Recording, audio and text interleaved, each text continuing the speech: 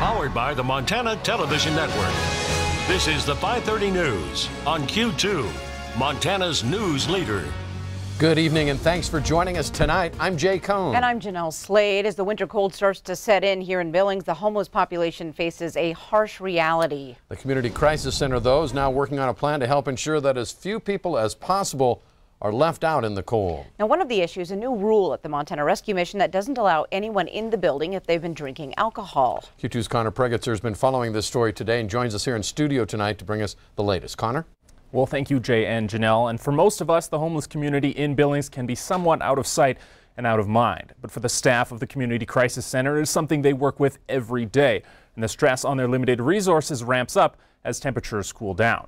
The Crisis Center is looking for community partners to offer space on cold nights when they hit capacity. They have only 16 beds and a maximum occupancy of 45 people and have already seen 6 nights this past October where they did hit that capacity mark. The plan is for the Crisis Center to operate as the hub and screen everyone who comes through their doors and send only the lowest risk cases to warming centers out in the community. Despite the size of the problem and the limited resources at hand, Crisis Center Director Marcy Neary believes that they have a plan that can work and without a huge investment in new infrastructure. The warming center model that we're looking at currently is a really simple grassroots program, and I think that would work really well in our community. You know, we do want our folks to be taken care of, but I think that we can come up with solutions without having to build a full-on shelter. As long as we're working together, providing the services, providing the case management is key for folks to get back on their feet and to be able to come together as a community. And Marcy tells me that they already have one partner willing to be a warming center and that they're looking for a few more organizations to offer their space. The main thing I took away from my conversation with Marcy is her sense of hope. From someone who faces the issues surrounding the Billings homeless community every single day, she believes that if we come together, we can make it so that no one goes without a place to be on our cold winter nights. Jay and Jeanelle? All right. Connor. And on the topic of our changing weather, Bob McGuire joins us now to tell us when that snow and cold is going to roll in. Well, the cold has already started. Let me show you. The one thing for sure we do know is that the temperatures are going to fall tomorrow only up to 40 degrees, then back down into the 30s over Saturday and Sunday, and then 20s as we go into next week. So let me show you what we have working for us. On Friday night into Sunday, this is a winter storm watch. Look for snow and heavy snow moving into parts of eastern Montana. It's going to be a big snowstorm. As you see, here's when we think the thing will come together. You'll see Friday most of the day not so bad, but by Friday night, 10:30, the snow starts moving into the Billings area. But then a big push of heavy snow travels just to the east of Billings. And now it looks like we're no longer the center axis of the storm. We're actually a little bit too far to the west. So here's what the computer models say we'll see. Now only 2.5 inches for snow for Billings, but the center of the storm, like Jordan, they'll get over 11 inches of snow. Well, the rest of your weekend forecast coming up in a few more minutes. All right, thanks, Bob. One of the candidates for Yellowstone County District Judge says she will file for a recount. Julie Pierce says she will file a petition with the Secretary of State's office tomorrow. Now, in the final tally, Ashley Harada beat Pierce 30,249 votes to 30,130. The 119 vote difference is 0.196%. Now, that is within the 0.25% required for a recount, and the candidate not having to pay for it. Pierce has to file within 5 days of the state canvassing, which happened this past Wednesday. According to the Yellowstone County Elections Office, a recount is required to be done within 5 days once a petition has been filed. In other news tonight, a Northern Cheyenne man is behind bars in North Dakota after he allegedly murdered his girlfriend and tried to pass it off as suicide. Federal agents took 35-year-old Randy Littlebird into custody Wednesday. He is now held in a Bismarck jail. Court records state Littlebird's girlfriend was found dead at their home in Bernie last February. BIA officers found the victim unresponsive and a rope several feet from her body. Littlebird told police the victim tried to hang herself. However, a witness who lived in the home told police a different story. He said he recalled the couple fighting earlier in the night and at one point heard the victim call out in pain and then silence. An autopsy revealed the victim died from strangulation and blunt force trauma. Littlebird has since admitted to police that he put the rope around the victim's neck and pulled it as he stood behind and above her. The name of the pedestrian killed on Central Avenue this past weekend has now been released. 37-year-old Sean Whitewolf was struck by a vehicle while crossing Central Avenue at 24th Street West. The accident happened around 8 p.m. this past Saturday evening. Police say Whitewolf was wearing dark clothing and was not in a designated crosswalk when he was hit. After a deadly Thanksgiving week on Montana roads, Highway Patrol is now urging drivers to take extra care this winter.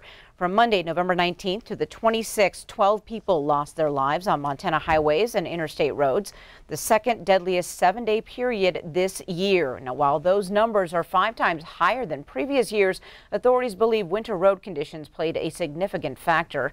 Montana Highway Patrol with a message: make sure your vehicles are prepared for winter, check road conditions, and always wear a seatbelt.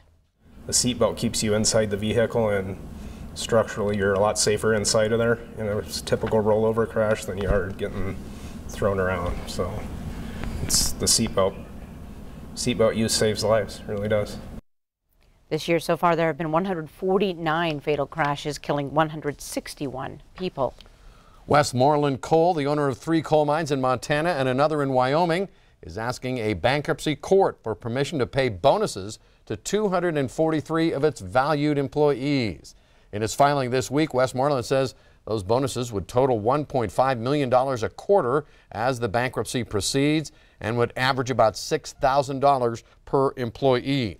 In making its case, Westmoreland says, quote, "We cannot now afford to risk losing the valued employees whose continued employment is crucial to our ongoing restructuring efforts." Now, Westmoreland owns the Rosebud Mine at Coalstrip, along with the Savage and Upsalica mines in Montana and the Kemmerer Mine in Wyoming.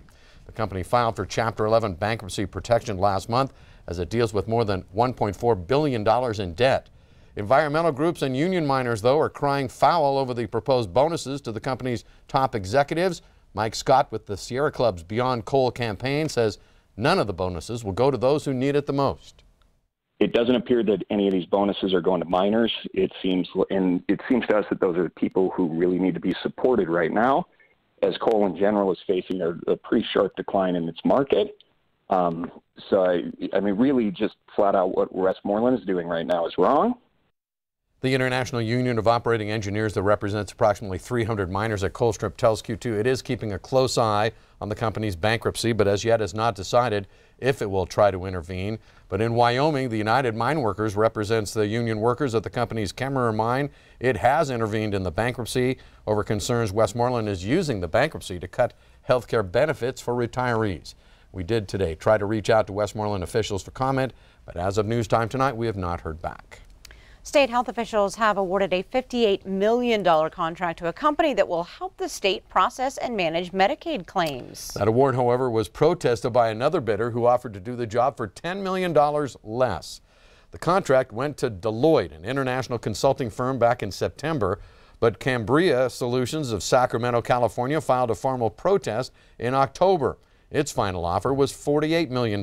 Cambria says the state allowed Deloitte to submit an alternative offer outside the normal process and partly relied on a Deloitte critique of Cambria's offer.